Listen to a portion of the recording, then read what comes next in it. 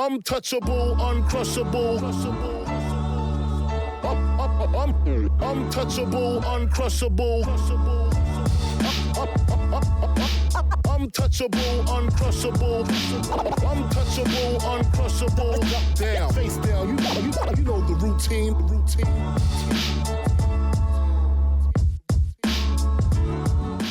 Good evening and welcome to another episode of Pan and Zoom. I'm your host, Satie Gossett. And here on Pan and Zoom, we talk to creatives about being creative. Now we have a wonderful special guest. Some of you may know him from wonderful works like Deer Hunter and Hair, amongst other things. John Savage, actor, singer. Thank you for coming on board. Oh, thank you for letting me come. Awesome. Yeah. Well, here on Pan and Zoom, like I said, we talk to creatives about their craft, you know, how they got their start, what was their aha moment, you know. My aha moment Yes. was about 4 years old. Okay. And I was already hearing beautiful music. I was a premature baby, and I didn't really mature fast enough. I was in oxygen tents most of the time. And my mom and dad, I was in an incubator for polio. After that, an iron lung. And so my world was, sometimes I'd see the parents and stuff with my mother singing. And I loved it. I love music inside me anyway. So the singing started first in those enclosed environments. And I got treated to books, which I loved. You remember what she sang? Well, she was an opera singer. Oh, wow. So I got interested, but didn't really know how to sing Italian or German and French until later. And I had a great teacher help me out when I was young, too. She was friends with them, a man and woman, and a wonderful Italian couple. And after I started, singing in church a little bit, and I was young, but the singing was part of my life. And I loved it. I didn't know how to think about it. And a lot of times, I guess I was driven to finding something else to bring expression up. And I was kind of shy then, no more. But the music and words were coming together very soon in church next to her. My mom had a beautiful voice. My dad was just big, and he had a big voice. And he wasn't really a good singer, but he was grateful, for my mom. So he sang, and that was just so good and fun. And one day we were actually in a Catholic church, because our Dutch, I used to say deformed church, because it was very liberal, and we were all treated the best as kids in that church. It was all about us. And so there we would go to, because we moved in order to move to a new house that wasn't finished in Levittown. When that became a nickname too for the town, with Leave It Town. But it was a real thrill for them too. Conservative Republicans everywhere. President was a military leader who was really kind of smart, good guy from the image I got, and yet the same beginning of more desire maybe for people who lived through 2 world wars and a police action war, which they demonstrated against years after. I witnessed some of that. There was this time for growth. A car for $300, brand new. A new house, $3 or $4 grand. They were big, nice places for me. They all looked alike at that time, Levittown. But we were meeting people on the way to getting into our home. People from the Jewish community. My mom would go to Jewish picnics, or we go to and then we ended up in Catholic church, and there was a lot of diversity in the Catholic church. I liked it, meeting people who were Italian, Irish, this, that, other stuff. And I was young still. a lot of different good food, and we were Republicans, and I enjoyed the new kids in neighborhoods. I didn't mix much with other kids as a young boy. I was quiet. Oh, I got to sing in that Catholic church. And you were in the choir? People, huh? In the choir? No, they came up to my mom and wanted her to join the choir. And she said, no, thank you. Do something with him.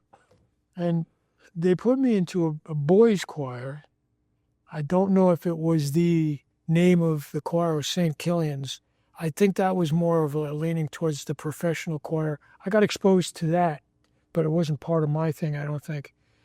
And we sang, and I would get a solo maybe after some things, and I was really happy. And the solo in Latin, which I didn't speak, but I sang as if I did know it while I was singing with my mother. So I'd get a little correction after singing, and I'd listen to what it sounded like. So that was fun at that level. Well, it sounds like it was like a precursor for what was to come, when it was started acting. Well, they started to bring me into their home a year or two later to teach show tunes. A couple of years after that, I was into off-Broadway shows with my teacher, Ben Arrigo, helping me audition. He'd play the keyboard while I was singing. I got into off-Broadway, and then some of those were union shows, and a few years later, he got me into a Broadway show. What kind of things did your acting coach teach you as far as like technique? For singing? Singing and acting. Acting I never learned. I still don't know. You're just instinctual. Well, I did get a scholarship to the American Academy because of, I think, the help from my music teacher playing my vocal audition. And a little opera. That's I auditioned for Hair with. I didn't mean to audition. What do you mean? But it was like happenstance? He came to see the play and invited me out to lunch the next day, then to go to see other people audition. Okay, it's a big deal. I knew what he was doing. But I was happy being in a play, Broadway play. That's what I'm doing. I mean, it's a little frightening. And he's talking about a movie. But the fright keeps you focused. Does it ever? Right. And the thing was, I didn't want to play a hippie. Why not? I had nothing against hippies. They were my friends. Why didn't you want to play a hippie? Because the image in the Broadway show, which I went to 4 or 5 times, but it was so disturbing to see that group of young people isolated into that group of... And how they were treated, yeah. And how they behaved. Right. Because they weren't alone. We had so many different areas of our community that were connected to wanting change. I wanted to clear something up. Bukowski. Claude Hooper, if you don't mind. I think he's Bukowski in the film. They call him Claude Bukowski. Claude Hooper Bukowski, yeah. Was there any reference to the writer? Was that an ode to the writer? It's from that. I mean, these guys were ripping people. Okay, so I mean, that's what I felt, but I wanted to ask you. And it was their idolation of really great writers. Right. And, or their mind, people that made an effect. I mean, my dad gave me 2 books, the James Baldwin book, which was banned, still is. I have it somewhere, I hope. He said James gave it to him personally. I don't know. He went to the bar with younger guys to drink and saw beautiful actresses, and that bar was in a play that was written, a play that was at the downtown L.A. theater, the big bank that's been transferred.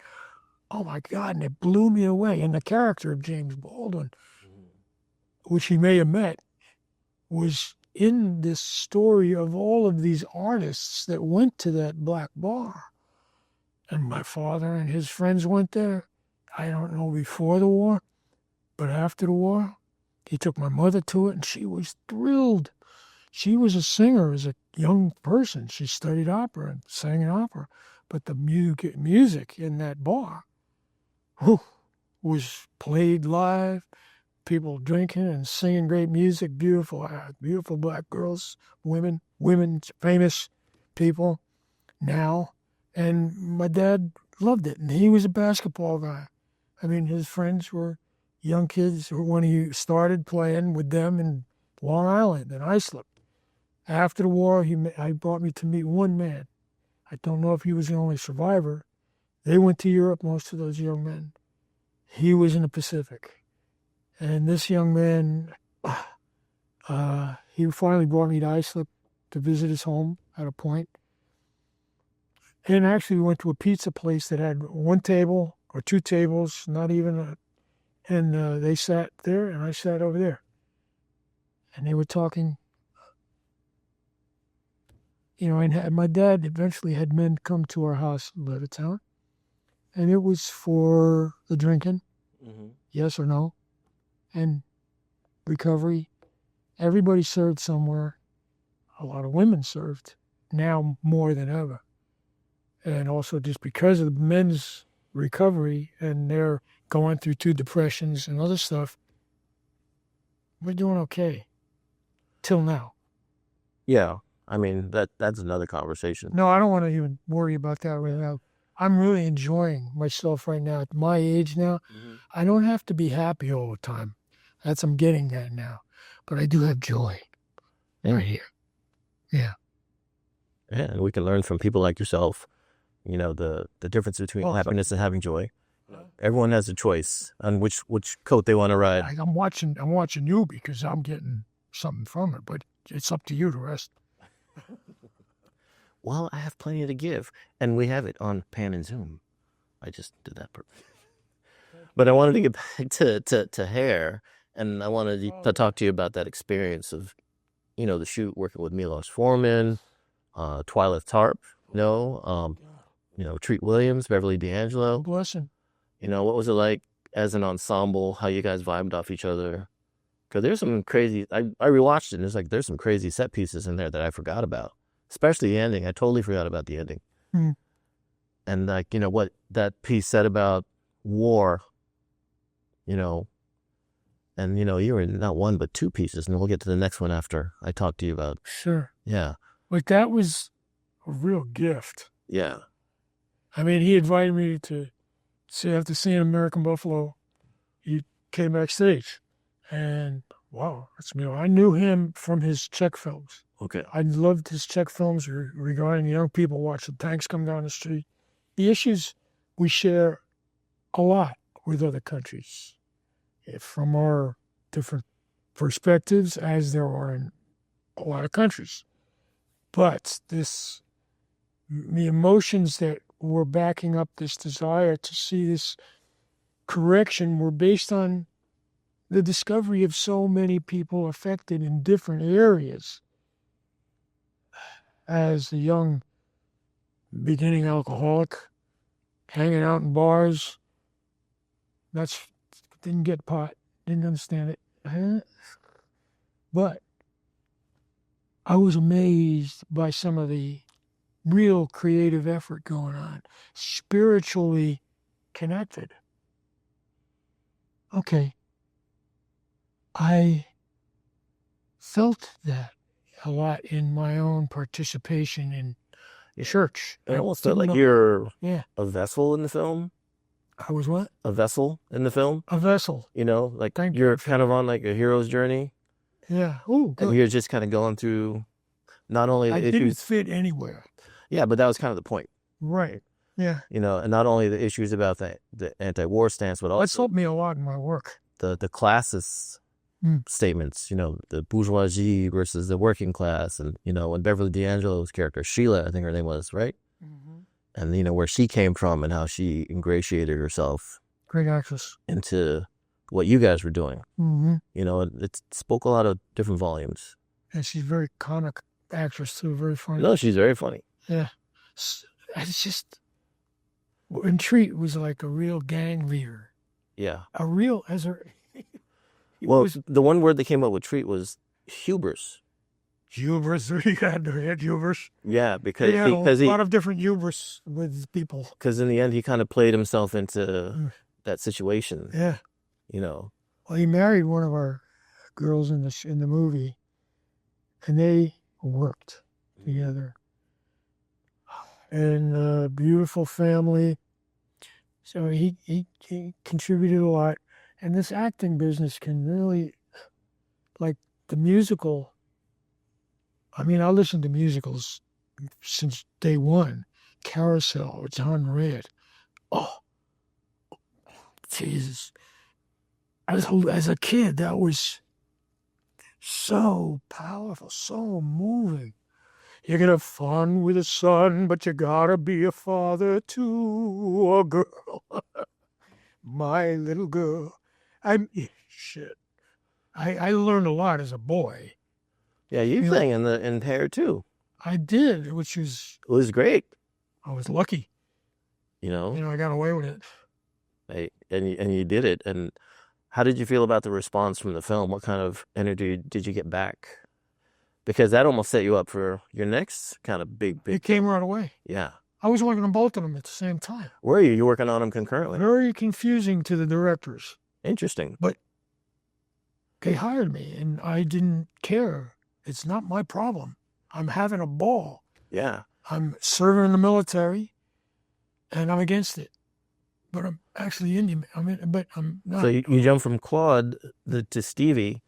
I guess same type of character, and like in the beginning, it's your wedding, but you guys are all shoving off in a couple days. Oh, great actors. And yeah, just the caliber of actors: Meryl Streep, De Niro, Chris Walken, Cazale. What was it like? Good actors around me. Yeah, me too. They make your job easier. Tell me about it.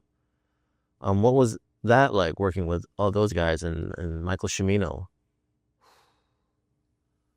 Well, I grew up with a lot of veterans. Mm-hmm. First World War, Korean War, Second World War. Different groups of families were going through their own alcoholic recovery. Alcoholism was not good for my mother. But it had been working for my dad's family for years. There was all athletes, really good athletes, very strong, competitive women, men. Mm-hmm. My dad had 2 moms. They both left my grandpa. Tough to live with alcoholics, but smart if you find a wealthy option. Right. And they both did, both mothers of my dad's family. My dad didn't really have a mother or a dad. My dad was work and drink. My grandpa. Well, how did that affect you and your kind of... Exactly. And what part of that did you bring to your work? I blame all of my shortcomings on that. Right. Except it doesn't work. It's really... Well, it's a hard short-term fix. It's a short-term fix that if you don't fix it, you got to deal with it. Yeah. And you'll find out that the sticking to a healthy attitude, number one, your ego gets too big. So you ruin a lot of opportunities. Right. You don't know who to ask for help or how. Or if you're worthy to ask for help. Or if you're worthy. Yeah. But I wanted to circle back to Deer Hunter, and there's some intense emotional scenes in there. And how do you navigate that? And how do you step out of it after you're done? Because I know you guys... A lot of people walk out of their own experience like in films like that. Like the Russian roulette scene when you're in Vietnam. There was no such thing in most of the activity. Nobody knew anything about that. That was a drama thing. But still, you got to go to that emotional place. Exactly. And did you have a process of doing that, or did you just I'm there? I felt because you watch for what I grew up having around me. What is he having? He was calm all the time. My dad. Mm-hmm. My grandpa was very quiet and humble and guilty. But he had to work hard. His wife he loved a lot. both of them left. And he was a champion athlete as a young man. Champion runner, breaking records, doing all kinds of stuff, and then drinking. And I guess, and yet he worked at jobs that were difficult. He was in the First World War, and that was gas. A trench dug facing only one direction with 20,000 men, and like the Belgian thing before it, German troops lined up not far away. They had guns, they had long-range weapons, but they didn't use them. They just opened cans of gas for 20 miles. Wow. And everybody died on vomit in my grandpa's time. There was probably shell firing and other stuff like that. But he said, no. I said, how did you live to him as a boy? Because I knew my mother told me everything. My grandpa and my dad didn't care for that. They needed that. So by hearing these stories of your predecessors and how they survived actual war, were you able to channel that in the pieces you were doing? Probably, yeah. You know, whether you're cognizant of it or not. My mother too. Yeah. She flipped out after a while drinking. She couldn't. It was not good for her. Mm-hmm. So I got sober. Finally, I set a date because I still feel I need to work a lot more on this. I'm doing all the talking right now. If you hadn't noticed. No, I mean I'm bobbing and weaving, getting it in there. Yeah, you're very good at that, actually. I watch you. What's his name? Glenn. Yeah. Who spoke so many great stories that as a young person, that's what I wanted. Well, you're telling some good stories too. Well, and that's why people watch, because they want to hear what's behind what you're doing. I started out as a kid working off Broadway, or in theater plays in school. And all these moments in your craft lead you to these opportunities and serendipity that put you in these wonderful positions to work with these legendary actors and creators. Oh God, yeah. And whether you want to acknowledge it or not, you're one of them, and you inspire a lot of people with your work. You've done over 200 pieces, last count, and you're probably going to keep working. And I want to talk about all of them. I mean, well, we only have 5 minutes left. Oh, I can't remember anything now. So I wanted to talk to you about this moment here. Oh yeah, well, I love that blown up picture. Yeah, that deserves relationship with Spike and Spike. From the beginning, you were in Do the Right Thing. You're the Larry Bird guy who ran over Giancarlo's Jordan. Right.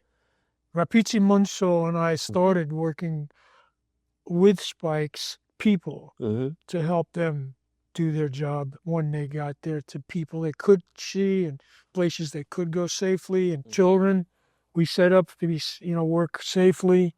And our reps and his folks, I worked for them. I worked with them for years, all over with meeting great people. I met one guy who head of the Tswana Nation and dean of the South African University, a tall, wonderful gentleman, turned out to be the father-in-law of a young girl who married my son. Oh, wow. And yet the mother left him to go teach with her 2 doctorates she got, having moved from the Tswana enslaved community before her in West Virginia. Pretty sure 1,000 community that helped with development of the Black Church or Black Baptist, maybe the women, and they were very religious. She split to get an education, and she got it, and she came together with other women in her communities of relationship with the spiritual growth, but also for urban anthropology, the study of how people move in America, in other places, what they get through, from where do they come from, the breaking up of the different parts of culture, and what they face. Some won, some lost, or whatever. But people keep growing, keep coming together, whether we think they are or not.